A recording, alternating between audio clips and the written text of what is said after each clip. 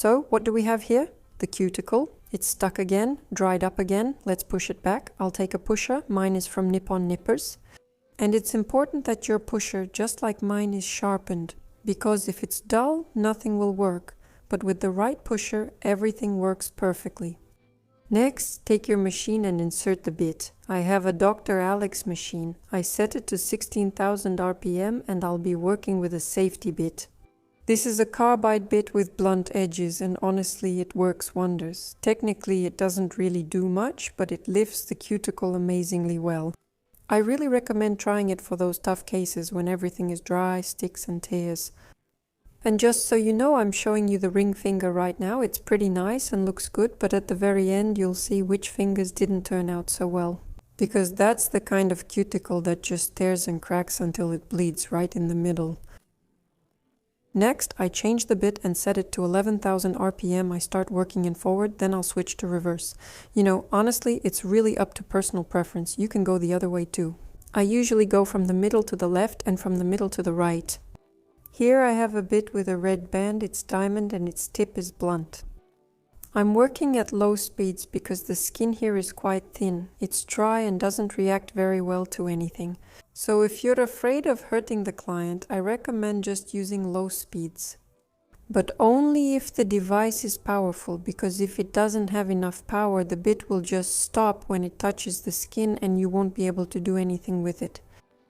After going over everything with the bit, I go over it with a nail file and the nails are prepared.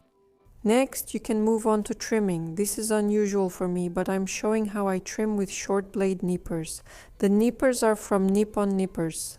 And this is how the cuticle should look after cutting with nippers. It looks like a little Christmas tree. Next, I take our diamond bit again and at a very, very low speed, 46,000 RPM, I gently and softly buff the cuticle so it looks a bit more well groomed than it does now. Because it really is dry, and on top of that there were also dehydrators used here. By the way, about dehydrating, we take nail prep. This is an extra dehydration step. Next, we move on to the primer. Today I'm working with the Ariski brand, specifically the AM line. Here I'm showing you the rubber base, applying it as an underlayer in a medium thin coat, and then we take the gel. We chose this gentle, pleasant shade. By the way, my brush is also from Ariski number 6, and now I'll use it to spread the gel. I won't cut anything out here because I know you're interested in seeing how the gel spreads over the nail plate. Be sure to let me know in the comments. This feedback is really important to me. And here I'm showing you a little detail. I applied the gel and realized there was too much of it.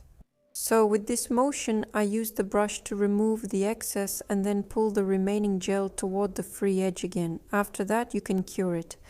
And of course, all of this will need to be filed. So I'll take a 180 grit file. This one is Nippon Nippers, and get to work. I left the filing off camera. Next, we have the design part, and this is the most interesting part. I chose 3 shades. They're from the AM brand, and all of these are translucent stained glass shades. We're going to draw something like flowers in a freestyle because I don't know what they're called. Maybe some kind of red sunflowers. But we decided to add some orange and a few green leaves as well. In order to make the composition look light, I decided to arrange the flowers asymmetrically, unevenly, and in different spots. And we'll cover all of this with a matte top coat from the AM brand as well. This is the result we got. And as I promised, I'm showing you the not so successful fingers because, well, 3 turned out well, but the thumb and pinky, well, everything tore there even at the stage when I was working with the diamond bit. It happens, but these are Liza's hands. She's a hairdresser, her hands are in water a lot, and we recently took a 1.5-month break from manicures. So we did everything, and yes, the other hand is also hers, the one that's Coca-Cola colored.